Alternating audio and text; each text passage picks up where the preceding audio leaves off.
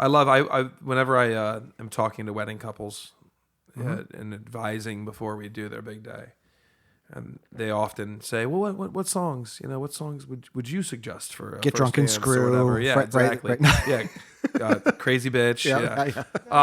But I always make sure to throw that one in there. It's in my brain. Okay. Can't unhear it.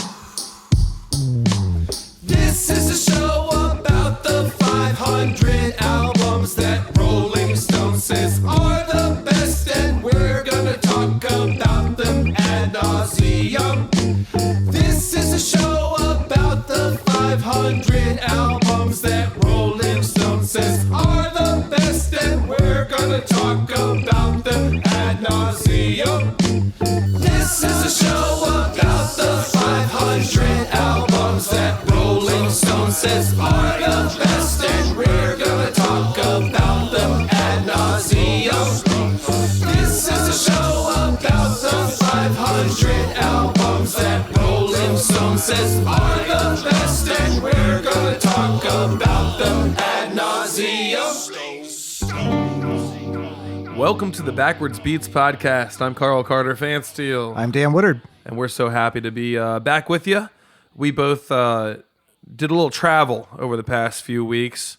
You wouldn't know because we drop these episodes every week for you. That's right. Where did you go? I was in San Francisco. San Francisco. I did not have any rice-a-roni, but it was a good time. Okay, that's very good. Did you see the Full House? I did not. I have seen it before, though. Yeah. Yeah. I went one time. In college with my good friend Patrick Rainey and my other good friend Jesse Gentry. Mm-hmm. Jesse and I got hired to play on a girl's album. Really? And her father was like a big heart surgeon in the area. Mm-hmm. Her name is Mary Grasso, fantastic artist. Only worked on big hearts, or is a big heart surgeon? Big heart surgeon. Got it. Okay. I don't know what the size of the hearts are. I never asked. Okay. Though I met Mr. Grasso one time. And the three musicians I had mentioned, we all played over at this little bar her brother owned in town back when we were pre-21. Mm-hmm. It was great. $150 split between three people. But it was Wednesday night. We got to wear like going to church in Atlanta suits.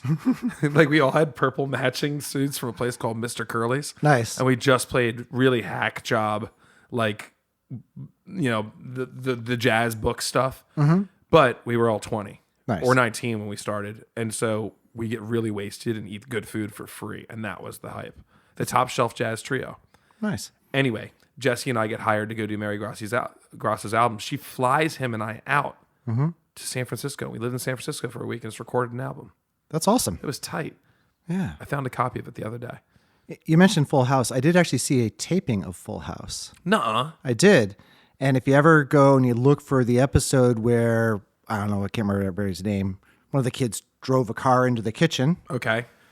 I was there, and the Olsen twins were just tiny little girls, and they had to say, whatever the girl's name, drove a car into the kitchen. It took like 90 minutes to get that take right. Because they're trying to get one of two identical people to say it? Yes, and we had to laugh every time. Oh, no. That sucked. Oof. Yeah, but it was cool otherwise. They're like, you can't just take the laughs from two and yeah, well, throw them into 87. This is the 80s, so. I guess so.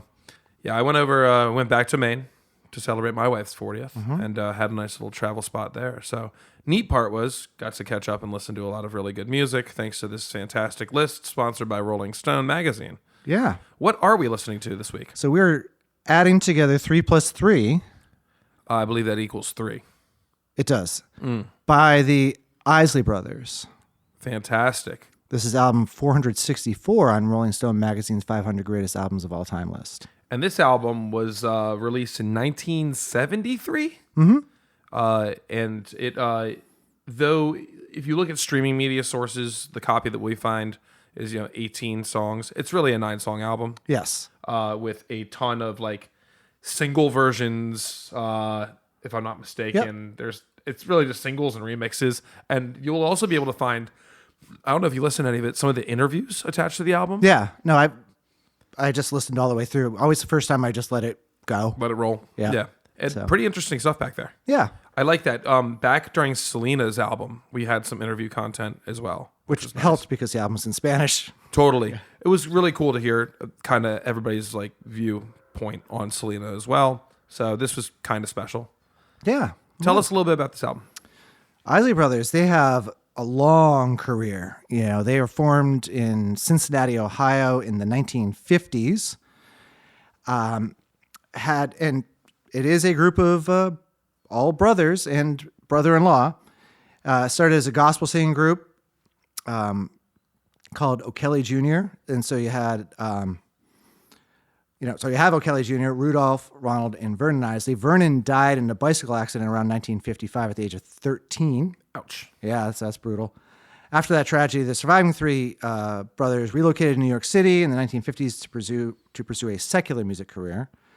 And they had a couple of hits that you might have heard of. You might have heard of Twist and Shout, that another band made more popular. Indeed.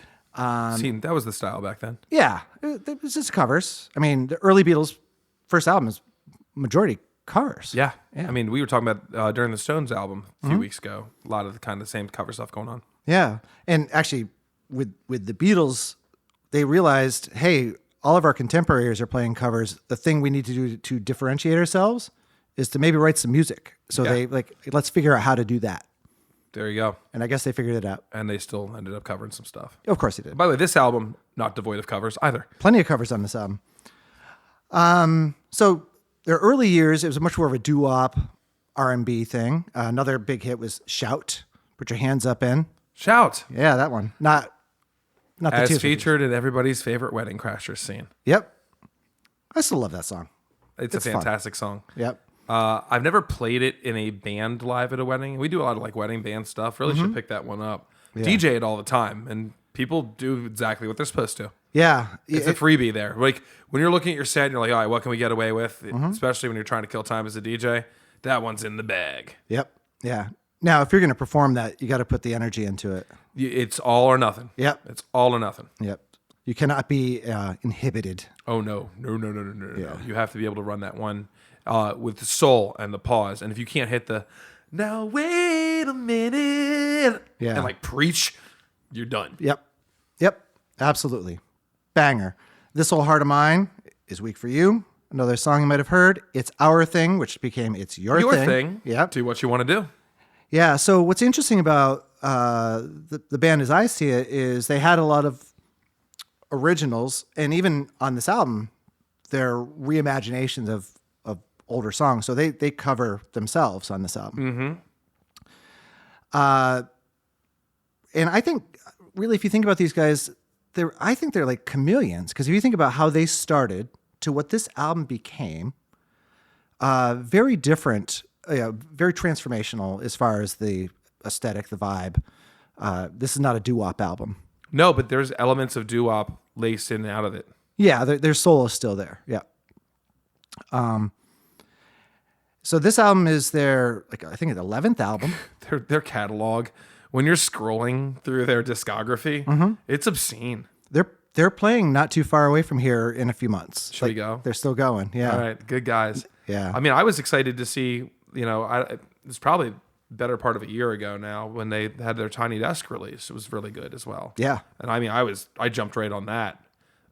Fantastic to watch. Yeah. So this album was recorded, as you mentioned, 1973 at the record plant in Los Angeles.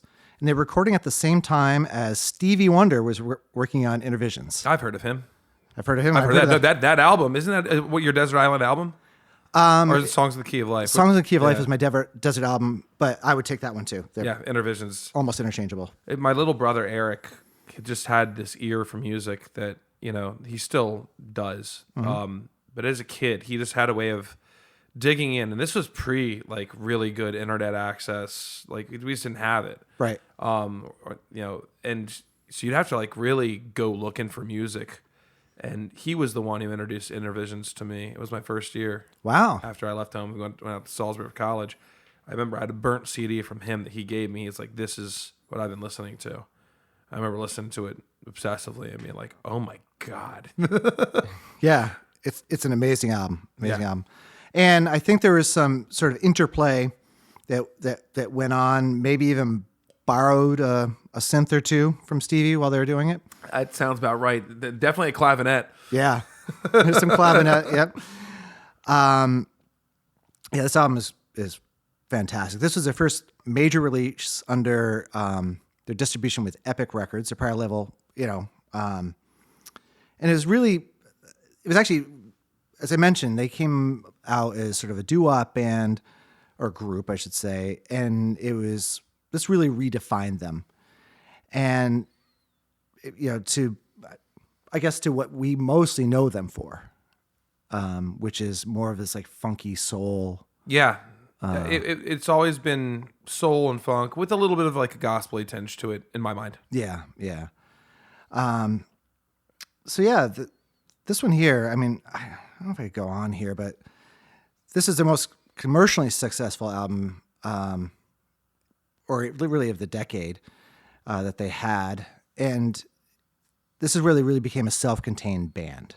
Yeah. Do you remember what year roughly? Was it before or after when Footsteps in the Dark dropped? Any idea? I don't know. We'll do some research during the break and figure it out. Because that's the other one that really on my mind was like, that song just lives rent free. It might also be because of the sample used later in hip hop too. It was massive, Yeah. We used to play that song, didn't we? Yes, we did. I was going to say, I thought so. It just has that killer tempo to it and such a great vocal performance. It's just like haunting. Yeah, so we should talk the personnel, on the album here. We have Ronald Isley, lead vocals, background vocals. Yep. Rudolph Isley, background vocals. O'Kelly Isley Jr., background vocals. Ernie Isley, I love this. And we'll talk about this. Background vocals, maracas, tom-toms. We'll talk about tom-toms later. Acoustic guitar, electric guitar, 12-string. Marvin Isley, background vocals, bass guitar. Chris Jasper, brother-in-law. Hey! So still an Isley brother. We love you, brother Jason. Yeah. Chris Jasper. No, I'm just saying, our brother-in-law, yeah. If you put him in the lineup with us, he looks the same. My sister married one of us. And he's in the family, baby. He's in the family. He's got the matching beard and everything. Yeah, he's the guy. Yep. Oh, that makes me happy. Yeah. I think that's pretty much the wrap. Yeah. All right, cool. Well, I do want to see when Footsteps drop. So give us a second to take a quick break. We'll be right on back. Yep.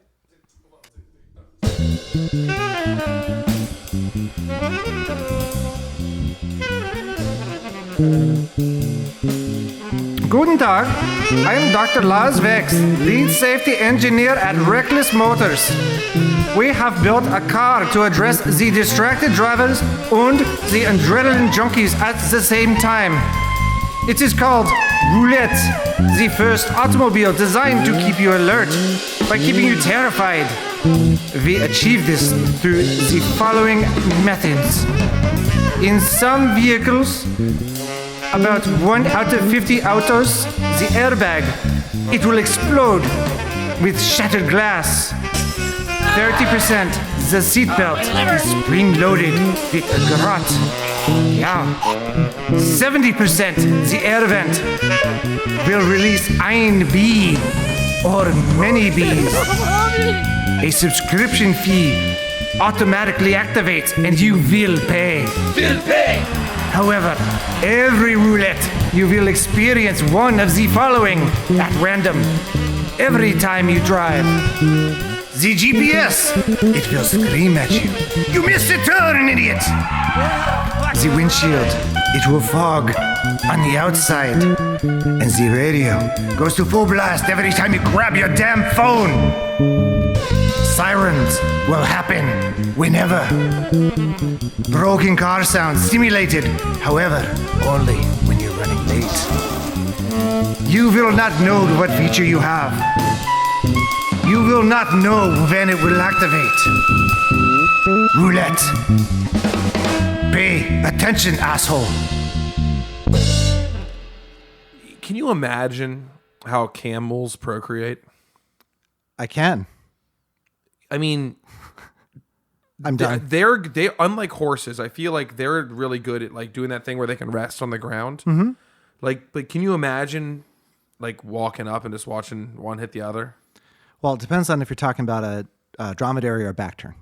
Oh, I'm sorry. What? There's more than one kind of camel? Well, it's the one hump and two hump. Oh, right. Dromedary looks like a D, and the back turn looks like a B. It's the two humps. okay. So, yeah. Shit. The only camels I ever knew were lights or toes. Turkish golds. Yeah. All right. Well, Do you remember the scandal around Joe Camel? Camel scandal. Yeah. Oh, was this the cigarette points thing? Like. Well, it was just that, but also the Joe Camel, the drawing of him looked like his nose was a penis, and yeah. Yes, I remember hearing vaguely, but man, the things we did before, like the internet came to ruin them, like that was actually a big deal. Yep. What was the other one? Hey Pepsi, where's my jet? You ever hear about that one where they had the points for the jet? Yep. Yeah, and the guy like saved up enough or bought enough that they owed him a like F-15 fighter. Yeah. McDonald's has Monopoly again. Really? I want to get involved with that because it's digital, and I like gambling and hamburgers. All right, enough about camel humps. We're getting into this pretty short album. Like I said, 9 songs over the course of. It's hard to say because the final numbers in the streaming services there, but 4, 6, 4, 3, 4, 3, 4, 3, 5. I'm gonna go ahead and put that at 32 and a half minutes. About right. Yeah. And this kicks off with just a fantastic tune. That would be That Lady, parts 1 and 2. I'm not sure why they call it parts 1 and 2, but this is a cover of Who's That Lady That's right. by Them? them. Yeah. Yeah, that's what I thought. And it's so freaking good. Yeah. The guitar part is legendary. If you don't know this song off the top of your head, you do. You just don't know where you know it from. Right. Most likely like a grocery store or a scene in Anchorman Right. Yeah. would be the 2 places I could tell you where to find it. Yeah. And the guitar tone for me brings me to one of our favorite bands, Soul Live. Oh, Soul Live. Oh, dude, I had two Soul Live references. Yes. Go for it. So the song Freedom by Soul Live. With Corey Glover. Corey Glover. It's almost the same. They've got to be the You know they took it. Yeah. Eric Krasno, we see you. You're Yeah. a fantastic producer. But admit it. You grab that guitar tone. Yeah, it is so good. It's so Isley. Yeah. That guitar tone will make appearances in and out of this album. It is such a signature sound. And yeah, signature and like really, I'd say like progressive for the time. Of course, it's like infinite sustain, fuzzed out to death Yeah. on soul music. Yeah, it's out of place but doesn't sound out of No, place. you'd think Steve Vai was creating this guitar tone, not guys singing like R&B. Yeah. And I mean, it really is a hallmark of Isley sound. Yeah. And what's nice, we talked about how, well, this is a reimagination of an existing song. So the doo-wop essence hasn't left the building, Nah. but it is so overlaced with this awesome funk, like wah pedal. Well, the Stuff beat's going on. cooking, right? Yeah. So first you end up getting Move On Up by Curtis Mayfield. Yep. Strikes me as kind of where you're going with this groove, right? Yeah. But you do get the call and response. Who's that lady? Who's that lady? A la doo-wop. Yep. And then this song cranks, man. Yeah. It's going too fast to do all the spins, but It is indeed. They're not afraid of tempo here, and they're not trying to fit into a box. It's pretty Yeah. clear. It's a bold opener, and I'd say it pays off. I'm looking at 53 million streams on that. And because it's a 1973 album, that's incredibly good because the old school listeners are listening vinyl. Yeah. vinyl and CD and tape or whatever they had. Yeah. So, yeah.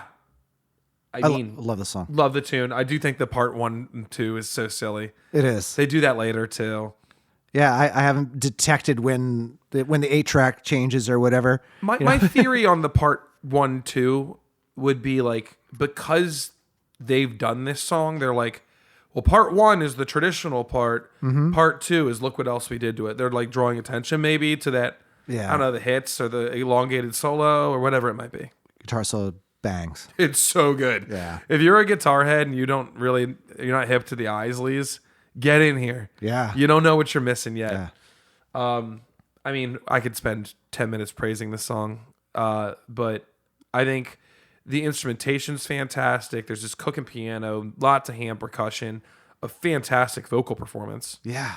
And I don't know. I love the. It's hard to put this song in a box. The chorus is the verse. Correct. It's just the song. It doesn't really have an official chorus or verse per se. It opens on its own kind of theme. There's this great kind of descending chord part that happens at the end of that phrase, before they restart the next one, which is just so beautiful. Yeah. Yeah, I don't have much else to say on this, and this is a banger of an opener. Yeah, you can't go wrong here. Yeah. Let's move on then. I'm all about making up for lost time. So track number 2, Don't Let Me Be Lonely Tonight.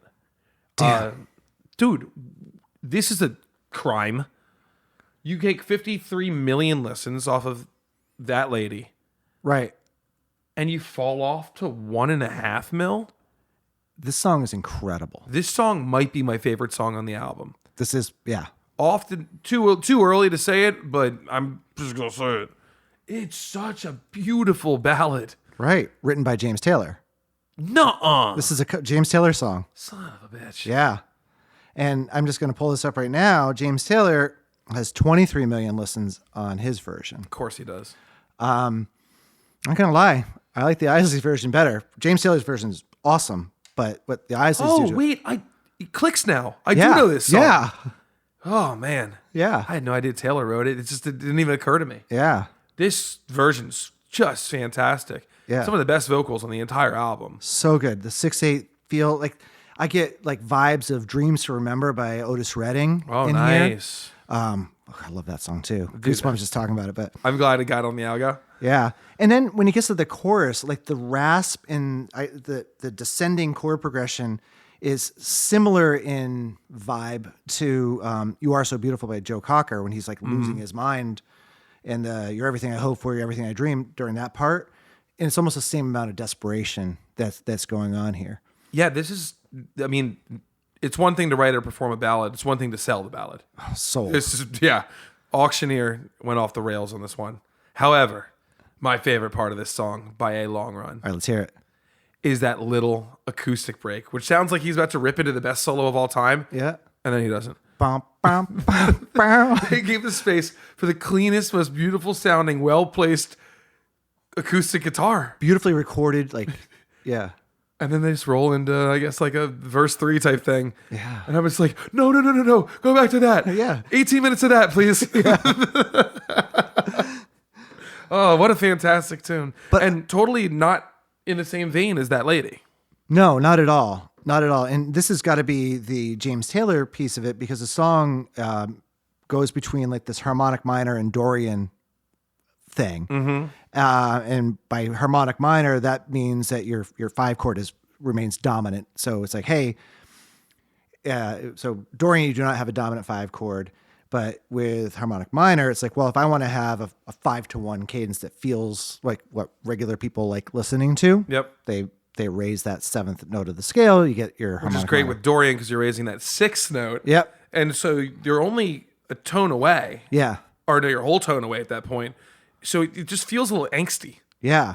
And then when it goes into the chorus, it basically modulates to the 5 minor and has one of my favorite chords of all time because it's a line cliche as they're descending down. So they don't really mean for it to happen, but the minor major 7. I was going to say, I could have guessed that one. Yeah. And if you don't know what a minor major 7 chord is, listen to our theme song. It's the last chord we play. Skip to the end of the episode. Don't skip. No. Wait till the end of the episode. Yeah. By the way, listeners, if you haven't listened through the very, very end of our episodes, did you know we build a custom verse about the episode at the end of every episode? Is that true, Carl? Oh, it's very true. Oh. You know how I know? I did it for us for the last recording. Yeah, usually it's a duet, but A group effort. But Yeah. for King Sunny Out Day, I think we were pulling double duty that night, getting Yeah. ready for our trips. yeah. I love this song so much. I would buy this as a single. I would hang it on the wall. I would buy a t-shirt that had lyrics on it. Yep. All right, next one. Let's do it. If you were there and we lose another half of our streams down from 1.5 million to just over just under 800,000. Huh. This one, I'm okay with that a little bit. But this song is the first song in what I'm calling the Tom Tom trifecta. Oh, the TTT. Yeah. Say more. So this song features a tom tom part, Yes, dedicated it does. tom tom part. Don't. And that happens in 3 songs. And I mentioned earlier, I can't remember now, someone is credited with tom-toms. Yeah, Ernie is. Yeah. And He's also the slamming guitar player. I love that Tom Toms came before that Yeah. on his read up. yeah. Yeah, it's so good. And I remember when I was hearing it, I'm like, okay, some producer, the Isley Brothers, who produced the album, said, all right, you know what this needs? This needs a tom-tom part. Go back in. It was probably, Stacks of drums. yeah, and it was probably overdubbed. Yeah, it's just like this one. Yeah. Dung, dung, dung, dung, dung, dung, dung. It's definitive in the song, though. I mean, you don't hear a lot of grooves like that. Right. And so I think it sounds pretty cool. I will say, it sounds pretty cool, and it's fighting for sonic space in a song that really doesn't have any more real estate available. It's high in the sonic mix. space. It is high in the mix in this one. It's not that for me, though. I don't keep the tom. This song, it's really busy and really cluttered. Okay, tell me more, because I might disagree with one area of it. So let's go. I think between the guitar and the keyboards, there's way too much shit going on. I actually love that amount of shit. Yeah. So You're right. It's chaotic. I made a note Yeah. here, which was, I just made it too, which was the Stevie Wonder being in the same studio. Yeah. This sounds almost like a Stevie song, Right. except Stevie, they just did a better job making his mixes wider. Yeah. This one is just like a cluster F. Yeah. Because you got a whine clav, I think, and maybe a whine guitar over it. For sure. Yeah, so just a lot of... It's a lot of data in the same space. And an organ on top of that, and he's Yeah. singing in the same key. Then you got another overdub guitar, at least one. I think it might be 2.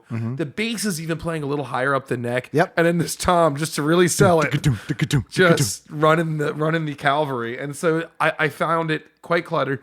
It does click in the chorus. I Yeah. really, really like the chorus. It does, and that's probably where I'm really pulling it out, because the interplay between the clav and the wah is actually really good. Which is a hard thing to do. There should never be 2 wah sources on a stage. No, that's a bad touch. A Yeah. good friend of mine ever says if there's 2 guitars in the band, he's not going to play a saxophone all of the time. Right. There should never be 2 wahs on a stage. Yes. So Hey, what's the difference between a trombone and a lawnmower? I can make money with a lawnmower. Lawnmower blends better. Yeah. There you go. Ouch.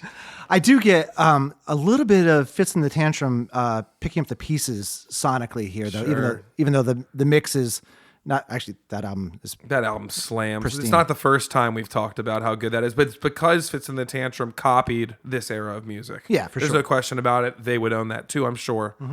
Saw them live at the Anthem. It was the first show I ever saw at the Anthem, Dave Grohl's club down in DC. I've been there. Yeah. It was the first show I ever saw there. I took Kate to go see him years ago. I saw Fits in the Tantrums because Picking Up the Piece is such a good album. And I knew the radio hits. I had no idea that they were like really power pop band. Like, Yeah. they dressed like they're from the future and like just jumped around the stage aggressively the whole time. Had like crazy synths going. Pretty cool stuff. Yeah. I didn't know what to think at the time. Now that I reflect on it, I'm a fan They're a good band. I love that album. of that album. It's a perfect album. Anything else on this tune? No. So let's move on to song number 4. You Walk Your Way. Right into church. Dude, this organ is so gorgeous, dude. Yeah. It's so good. Yeah. I'm okay with it. I love it. love all things gospel inspired because I think it inspired everything. And it's such a nice tune to get in on. Yeah. Now, I get something interesting here, because you have your gospel influence, definitely a very Motown, you know. Well, you can hear that. There's this moving bass part that's like a bass line that's so Motowny. Yep. Yep. With like a slight sprinkling of Crosby, Stills, Nash and Young.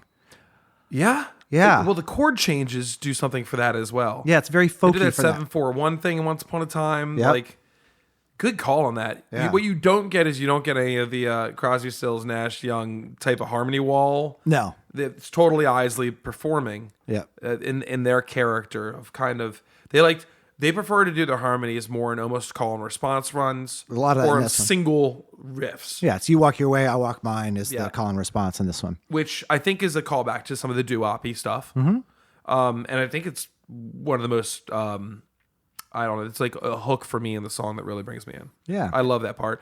And they use that over a few different phrases. Yeah, and this is song number 2 in the Tom Tom trifecta. Ah. It's just played slower and it's buried lower in the mix. But Yeah, this one, was it this one? One of them really has the like Let's Stay Together Al Green thing going on. Yeah.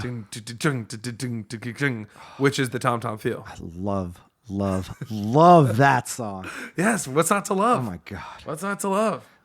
And I was thankful because I loved that song growing up. And then when it was featured in Pulp Fiction, like perfectly in that movie. Oh, so Yeah. good. I mean, it's a perfect song. Yeah. It's a perfect song. Yeah.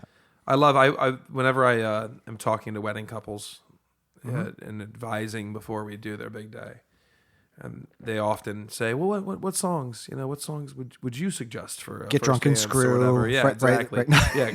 right. Crazy bitch. Yeah. But I always make sure to throw that one in there. Oh, a lot of couples like this one. It's And so no good. one ever bites. But man, I wish they did. Yeah, it's so much better than Wonderful Tonight. Please, or Ed Sheeran's Perfect. Yeah. Yeah. I'd much rather play that song any day of the week. So cheers, Al Green, Yeah. and your fantastic song. And cheers to the Isleys for dual-fecting the tom-toms so far and stealing your groove. This is a neat tune. I'd like to point out that 4 songs into the album, I'm super happy with the independence of the songwriting. They all are different songs. They all fit in the same box without having any repetitive, heard this already, Yeah. And this is their song. Yeah. Yeah. Yeah. Great. I love that. It feels authentically theirs. It takes a lot of cojones to open up the way they do, kind of that big organ feel. Yeah. That's so good. And that brings us to song number 5. Listen to the music. Which is a cover by a band. The cover's by Isley's. Yeah. They're covering the Doobie Brothers. Yeah. And I love this cover. You know what? I didn't love it at first. I felt it was kind of just like thrown together, and then I re-listened to it this week. I really like it. It's so good. And because I love the original, like with all my heart. But this is such a good interpretation of it. It's hard when you know the original so well and have covered it and stuff like that. Yeah. To erase that from your mind. Because like for a this bit. halftime sort of like a Yeah, no, they almost a do Bo Diddley. Now that I think about it, yeah. Yeah, they do a lot to this song. Yeah. This isn't just someone kind of like playing the chords and maybe changing the way the lyrics fall. Yeah. It's really, really nice.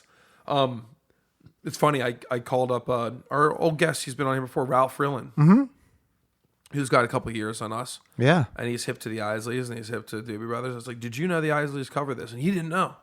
Nice. And so he listened and he agreed. He said, that's a funky cover. It's fantastic. And I love the way the guitar and bass sort of mirror this melodic line that they break off into, like sort of going into the chorus, and like the groove is just so good. Yeah, the chorus on this one, the post chorus, they do a descending line. What's What's it remind you of? Oh, You can get there.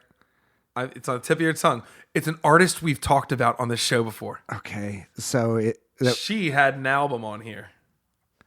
Does it remind you of "Tell Me Something Good" by Shaka Khan a little bit? okay, yes, it does. Because this is down, taka down, taka down, and that is down. and that is bum bum dun dun. Yep. Yeah. Tell me something. But it just hit and it met the ear the right way too. Yeah. And it's because you got the clav kit in here as always too, which I think is prevalent in that Shaka Khan. Yeah. I'm sure Rufus was the band on that one as too. Yeah. I wish I'd heard that because I just happened to notice that episode just got a little kick in downloads recently. Hey. Yeah. They won't make us change our opinion, guys. I'm sorry. But please listen. Yeah. Yeah, there's a real pocket groove here that shows respect to the song. Yeah. It's really tight. The vocal phrasing, I think I already mentioned, is pretty dope. Yeah. A little bit of James Brown channeling. Uh-huh. Yeah. A little bit. I think this is a great cover. Do I take it over the original? Depends on the day.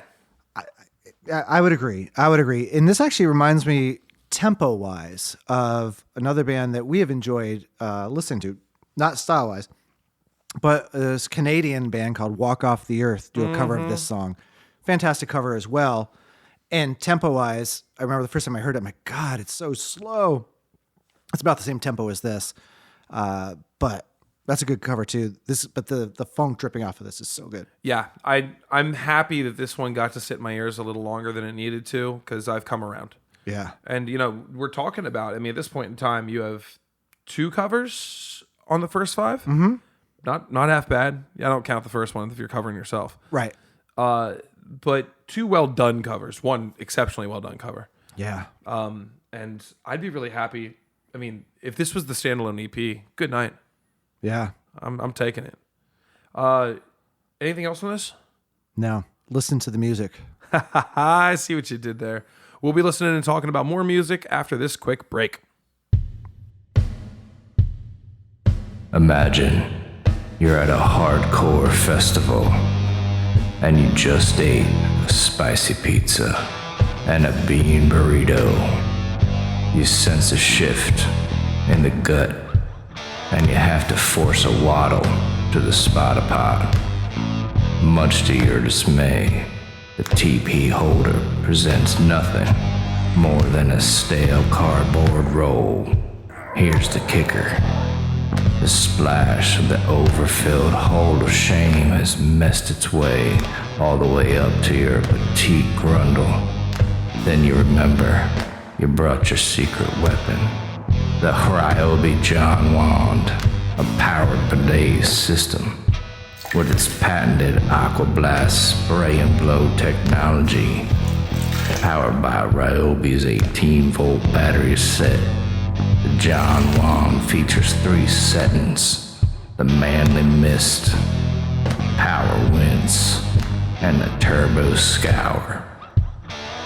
The whirl and the buzz of the John Wand widens the brown eye and shivers the mind, leaving your loins gently massaged and sparkly clean, ready for the next round of boof-infested drugs of the much-anticipated, not as rusty trombone.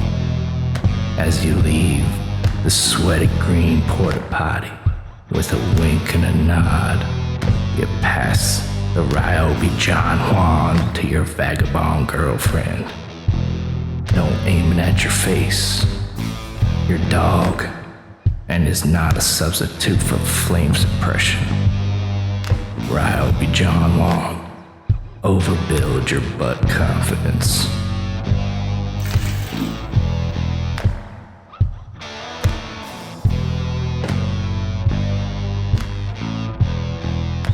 So, I haven't really never had to use one, but my preferred method, if I had to, go the suppository route. Mm-hmm. I'm trying to figure it out. I think I would go. Amyl nitrate? No. I think I would try and set it up in a stool over my bathtub and then just sit on it like squatty I didn't potty. know. Yeah. That'd have to be the way. Yeah. I think so. But, then you have to, throw your fucking stool out. There's a whole problem that comes behind this. Well, you become like Ewan McGregor in Train Spotting. Oh, no. Oh, no. Nice, dude. Nice. That's worthy of the click. All right. Let's get to the back half of this album. No pun intended. We finished up on song number 5, which was the Doobie cover, Listen to the Music. Song number 6 is What It Comes Down To. By the way, listening numbers on streaming are insulting at this point. Yeah. 888,000. Listen to the music only had 788,000. Next song, Sunshine, which is a great song, 410. This is offensive. Listen to this album. Yeah. Don't look at the numbers. Yeah. They mean none. Yeah, and this song is song number 3 in our Tom Tom trifecta. Hey, we've completed it. Yes, and this one features George Moreland on Tom Toms. I love George Moreland on Tom Tom. Yeah. This is the one, by the way, because we just listened to it during break. That reminds me of... Let's Say It Together. Let's Say It Together, yeah. And the tempo is not terrible. It's probably a little fast. This one cooks, but it's still cool. Yeah. The mix is killer. It is good. And the low, tight harmonies in the chorus are just... Yeah, I almost fell on my perfection. seat as we just listened to those. Yeah. Really risky harmony in the sense that when you put notes that close together, that timbre if they're not sung perfectly, you're gonna get it's gonna sound like crap. And it's sung perfectly with vibrato on top of it, which is hard to harmonize vibrato because if you're not vibrating at the same pace, it's a Sure, if disaster. you're singing two different notes, Yeah. like they don't vibrate at the same pace, Right. And these are close notes. I mean, the Yeah. potential rub was there, but I mean, this is surely like a good example of mastery. Yeah. There's rubbing, but in a good way. Hey, Campbell's. This song has that really iconic gospel walk all over it. Yeah. You know, where you kind of it's like a 2-5-1 that's not, because you go to the 5 and walk on down, Yeah. then back resolve. Yeah. And a couple of times it's funny, you do have an actual 2-5-1 that doesn't resolve 2-5-1, it resolves 2-5 and then down all the way to the minor 6. Yes. Which is super satisfying. Yeah. Standard like deceptive resolution, but the fact that it hops down, because usually that deceptive resolution goes up. Raise 2, whatever it might be. Yeah. But this one, the fact that it drops down kind of unmoors you a little bit. But But then they'll settle it on the next. This thing is jam packed with great theory, and you don't feel it. It's just effortless, and you got to wonder. I mean, I think they just have such good chord knowledge and strength and know how to sing around every beautiful chord in the world. yeah. That it just comes naturally. They don't have to sit here and analyze it. Yeah. But I tell you what, really enjoyable tune to listen to. If you grew up going to church with an organ, this song is for you. And there's a Hammond organ part, unfortunately, which is buried in the mix, lower than I would like to hear it, because there's some cool stuff. If you have like good headphones on, you pick it up much better No doubt. than walking around with AirPods or something like that. Rest in peace. And I love the distorted Rhodes on this. Oh my gosh, they get their moment too. I mean, they're just right out there. Yeah. Who is it? You gave Billy Preston a shout out on that one. Yeah, he's not playing on this, but yeah. A la Billy Preston. Yes. The fifth Beatle. So yeah, I mean, what a great way. I mean, so I guess you said that on the actual album, this is where the disc flips, right? Yep. Great way to come in.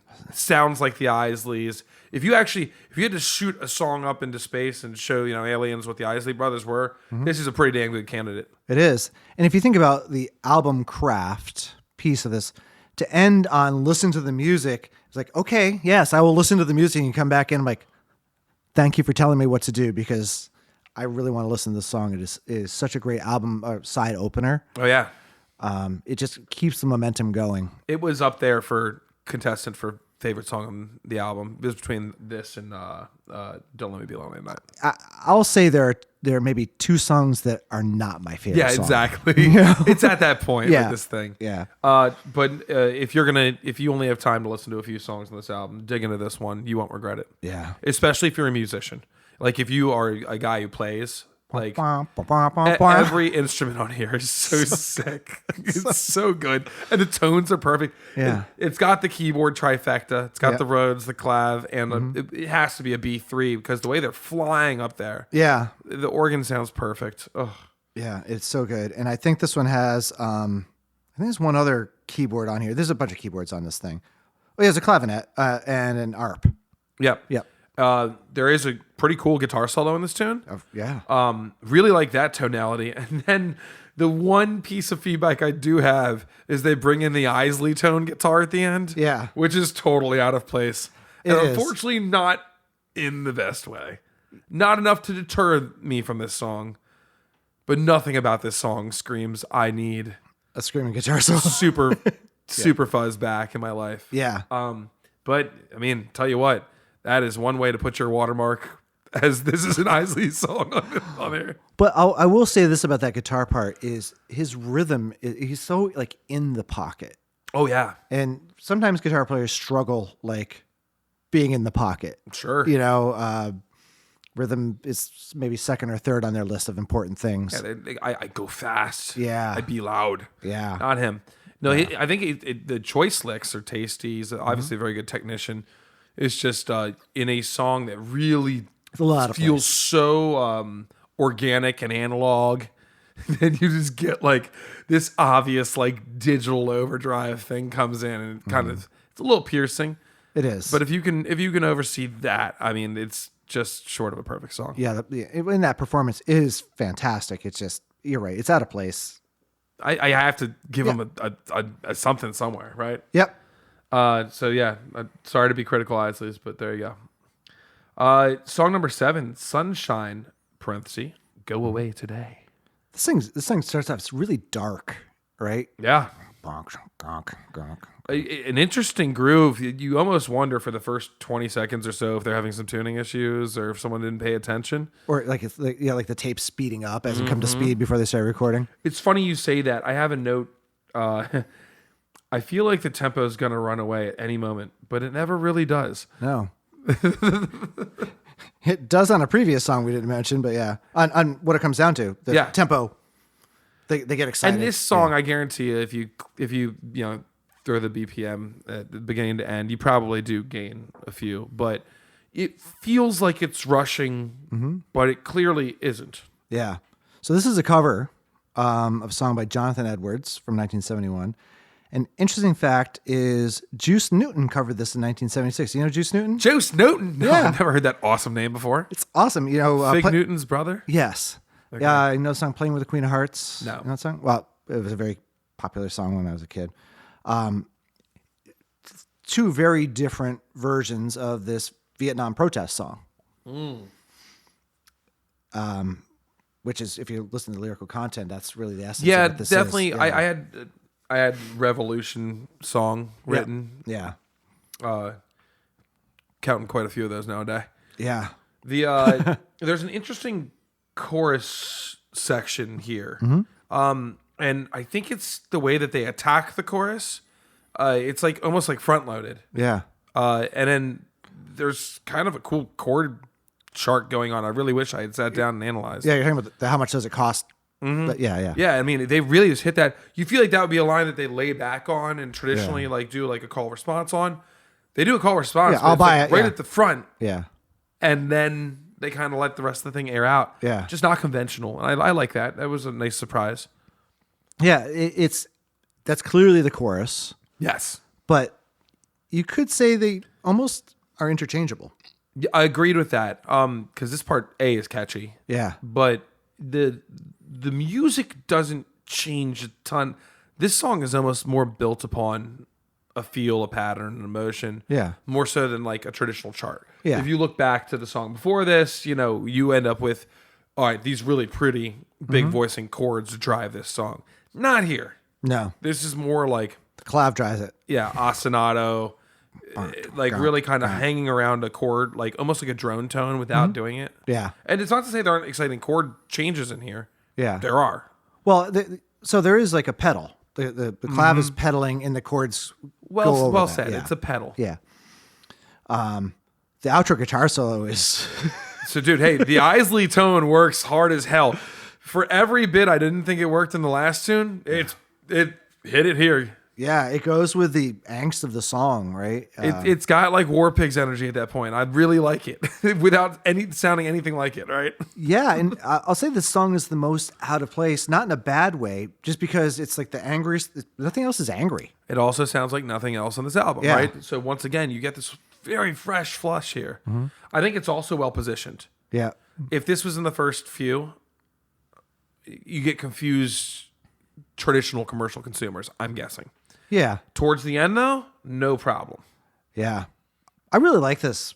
I said there's maybe two songs that aren't my favorite, and I was initially thinking this was one of the two songs, but now, as we're talking about it, no. It's so funny, like, because I would have said, if you were there and this would be my two Yeah. that weren't.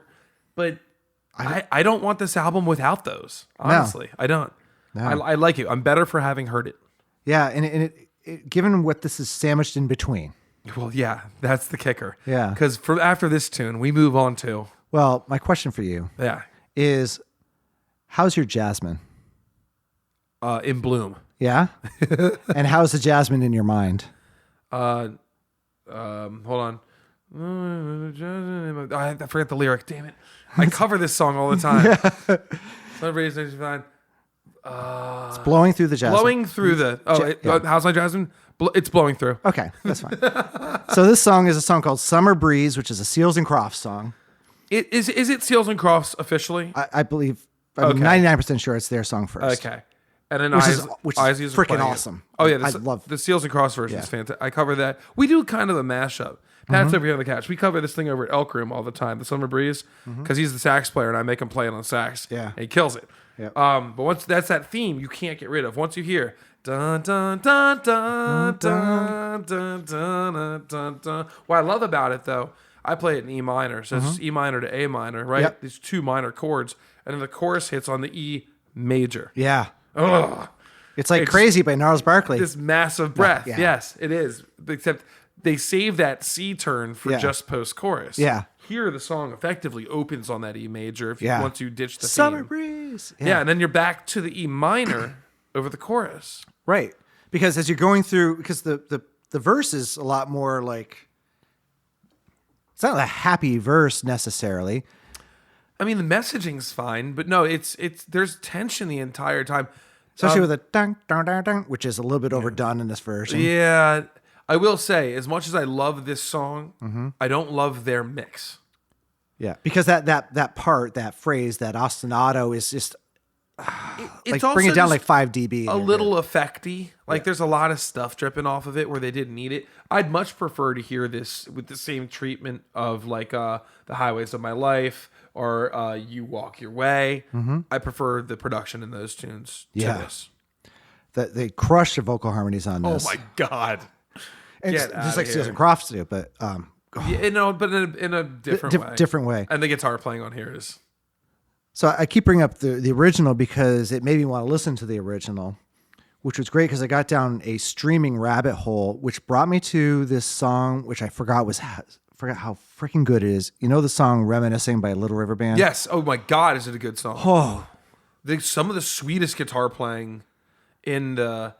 I mean, where would you put Little River Band? Would you put them in the... You could easily stick them into the yacht rock box. That's the easy answer. they're like 4-hit wonders, right? Yeah, no, you put them over with like Boston and Toto and like these like insanely pristine studio level progressive light rock category. Yeah. The harmonies. Hurry, don't be wait, walk it down chromatic, and then they do the big wall. Every instrument there. The freaking bongos sound incredible in that song. Yeah. I'm so glad. I figured you knew that song, but like... Oh no, that song lives in my head rent free. I can play it right now. So I've linked up last.fm to my preferred streaming service, and because we have family plan, and I used to beat both of my kids and my son's girlfriend combined with our listening, and last year my younger son beat me, and That's right. and so anyway, Beat him on listens, guys. yeah, yeah, and so that really kind of hurt my soul. So because he's a bit of a music nerd as well, so you can link up last.fm and you can see like week by week what you're doing, your listens. And so Reminiscing became last week's like song of the week with 43 listens last week. Hey, no shame. I just like, My yes, God, I will hear is that a good again. song. Yeah. Talk about a great chord chart. Yeah. So good. Fantastic writing, great melody. The production on it is like silk. Yeah. So not on this album, Reminiscing by Little River Band. Go check Fantastic. them out. Go check that out. Yeah. But hey, the fact that the Isleys brought us to the point where we want to talk about such a good song, Thank you, brothers. let's go. This is also another song with parts 1 and 2. I'm not sure why. Still, I lost. Actually, if you so what I this is why my theory All right, let's hear it. exists is because it's a little bit of something old, a little bit of something new, and I think that's their way of saying here's your parts 1 and 2. But there's nothing borrowed or blue. Ooh, I see what you did. Yeah. Rhymes are fun. Well, you also play in a wedding band. I do indeed. Mm-hmm. I try not to lean too much into the. To the tropes. I always tell people we're a bar band that plays at weddings. Sometimes Got it. that's the much more accurate statement. By the way, 48.5 million listens on this. That is correct. That lady beat it by a little bit. And I think that makes sense. But those are the two heavies on the album if you ever wanted to look at the number game here. Yep. If you don't know Summer Breeze, go listen to this. You'll be thrilled. If you do know Summer Breeze by Seals and Croft, go listen to this. You'll be thrilled at their rendition. While you're here, go check out listen to the music as well. Yeah. And the James Taylor tune. I mean, just pretty cool. Yeah. Pretty cool stuff. It's safe to say, though, that without the covers, these guys still easily have an album behind all this. For sure. So I'm really happy to report that. Yeah. All right, let's move on to the last tune of this album. I'm sorry. And I'm sure they appreciate your validation. They need it. Yeah. Who doesn't love a little Carl validation? Yeah. After like a 60-year career. Yeah.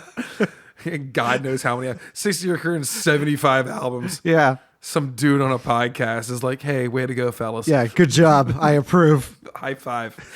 Oh, man. Sorry, guys. The Highways of My Life. This one actually shows up on the listens. 5.5 million listens. Yeah. And this is, for me, this is not a stinker at all, but this is the one that if I had to say it's my least favorite, it's my least favorite. It's a great song though. This was the B-side on What It Comes Down To. Okay. Which makes sense. And actually that would be a great, single to get. I agreed. I mean, yeah, there's not a bad song here. I really like the piano part. And the synth that comes in. Well, yeah, those weird organy synths. Yeah, that's were in our so experimentally UK or something like that. Like, yeah, they felt very Doorsy. Yep. Right. It felt a little Beatley. Yeah, but that piano part, especially the intro, it's a cool chord chart. Yeah, and that caught me. I find the metaphor to be a little cheesy, but the vocal performance is very good. Yeah, well, I mean, it's the last song, "The Highways of My Life," to walk off into the sunset. It's fine. I think I share the same view as you. And by me saying it's my least favorite, I still love the song. I'm going to listen to this album in its entirety. I'm not going to skip this song after Summer Breeze. Correct. I don't feel like you'd be putting the thing to bed correctly because once again, this song sounds purely Isley. It really has their stamp on it. Yeah. Well, that's 9 songs. Anything else about this one? No, I mean, again, it's everything we've talked about. We have smooth harmonies, some funky guitar, the fantastic piano part. It's just the period at the end of the sentence. That's right. Yep. And it doesn't really demand a lot from you either. It's not like this epic ending. There's no arc here, as we often talk about. Yep. I think it's a nice little lid on an easy listen. This is the kind of album I want to put on if my friends are coming over and we're just going to chat and drink wine and like just chill. Yeah. Like this is a dead set. Whiskey this dinner. is going on, before Stevie Wonder and after Hall & Oates. Like I'm just going to just ride tonight. Fantastic. I think it goes without saying. Daniel, what did you hit this album? 100%. Yeah, this album, if anything, deserves probably to be further up the list towards better territory. I think it's such a wonderful, succinct way to show off the Isleys. Yeah. And yeah, I agree completely. And I'm curious. There's probably another Isleys on this list. That was my question. I wonder if it's our 1977 release that has Footsteps in the Dark. Yeah. Did I mention that since we researched it after break? I don't remember if you did, but now you did. So one could wonder if it's if we'll see them again. But I'm really glad this album's on here. What a stamp. I mean, I'll buy this on vinyl tomorrow. Yeah. I have one question for you. I love that. What's in your ears?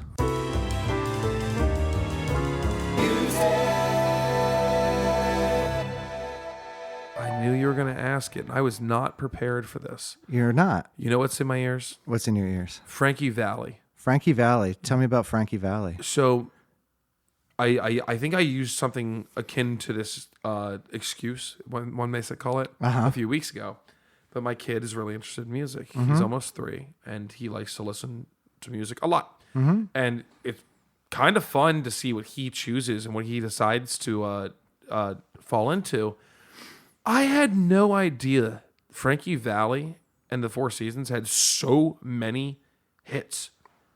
They're phenomenal. You could put together, honestly, a 12-song compilation right now, and like most people would be like, I know this song, I know this song, I know this song. Yeah. It's not always Big Girls Don't Cry, but like you like listen, like my kid knows every word to Sherry. Like that's a great song. Sick. Yeah. And here's the fun part about it.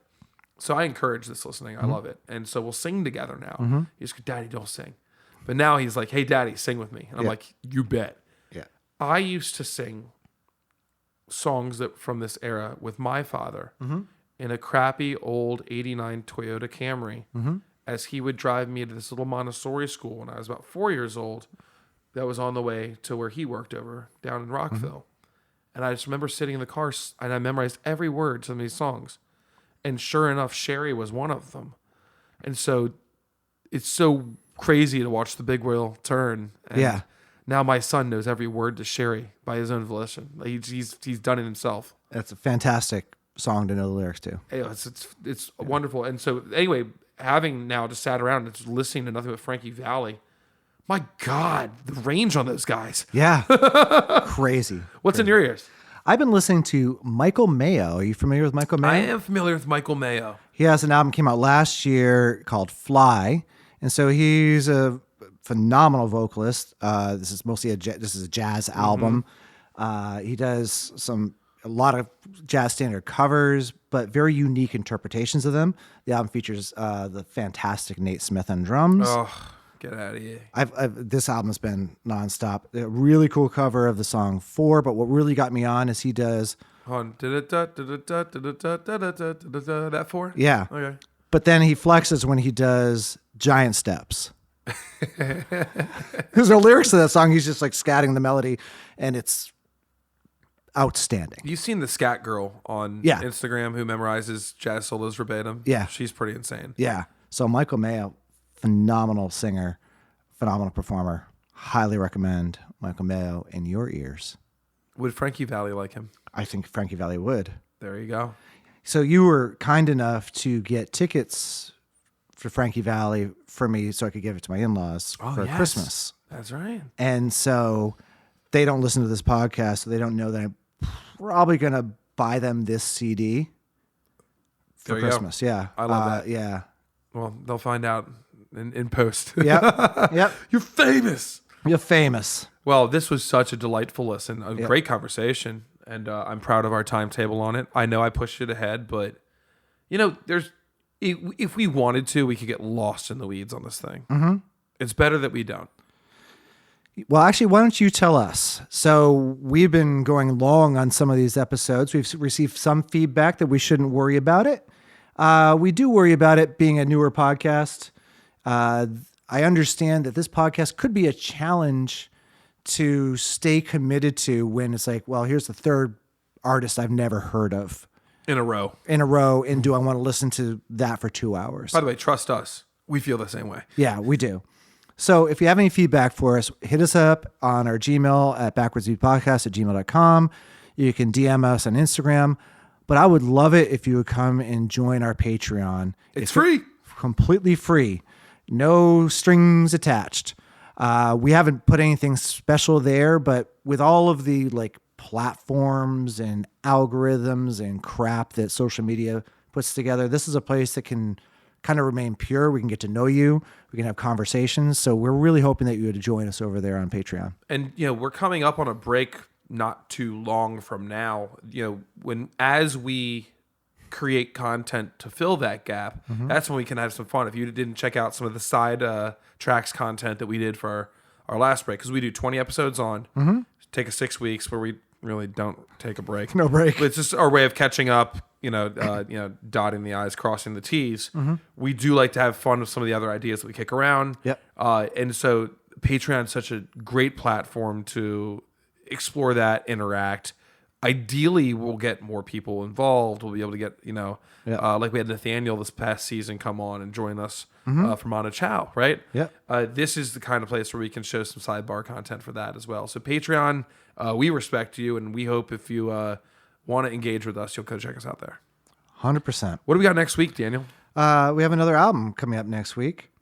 You don't say. We do. And this is a very interesting album. This album is called Eli and the 13th Confession by Laura Nyro. And I've already dipped my toe in this pond, and there's a lot to discuss. I mean, this is one of those ones where I've never heard of it. I've never seen it. I have no idea what I'm walking into. And we've done this a few times. I didn't know anything about Bell and Sebastian either, right? Or Sparks, which, by the way, heard a song today on WTMD. Gorillas. Yep. Damon Albarn featuring Sparks. Sparks has a new album out. How about that? Yeah. Way to go, Sparks. Yeah. Dusting it off. That's a lot of fun. If you don't know what we're talking about, go back and look at our Sparks album. It was a fun one for us to listen to. Was. All right. Well, we look forward to explaining our thoughts on this. I'm excited about listening to this album. Yeah, Eli and the 13th Confession. Eli and the 13th Confession. It sounds kind of naughty. It does. And I'm going to show you the album cover because you really need to look at this album cover and then recognize that the carpet and the drapes do not match what's happening when you look at that album cover. She's kind of got like a Lana Del Rey thing going on. Or Nora Jones. But also, doesn't it look a little bit like that Cars album cover? Yeah. One of the best albums ever made. Indeed, which I'm sure we'll talk about in 10 years. Yeah. Well, to catch up on all of that news, you can always catch us here at Backwards Beats. We love you very much. I'm Carl Carter Fansteel. Dan Woodard. And we can't wait to talk to you next week. That was a show about the album 3 + 3 by the Isley Brothers. Listen, listen, listen to this awesome album. Backwards Beats Podcast is a two-to-one production recorded live at Thought Shack Studios in Halethorpe, Maryland. If you enjoyed the show, make sure to subscribe and leave us a review on Apple Podcasts, Spotify, or wherever you get your podcasts. You can find us at Backwards Beats Podcast on most platforms. Share the love, and we'll see you next week for another deep dive into the next album on Rolling Stone Magazine's Top 500 list. Until then, salt your melons.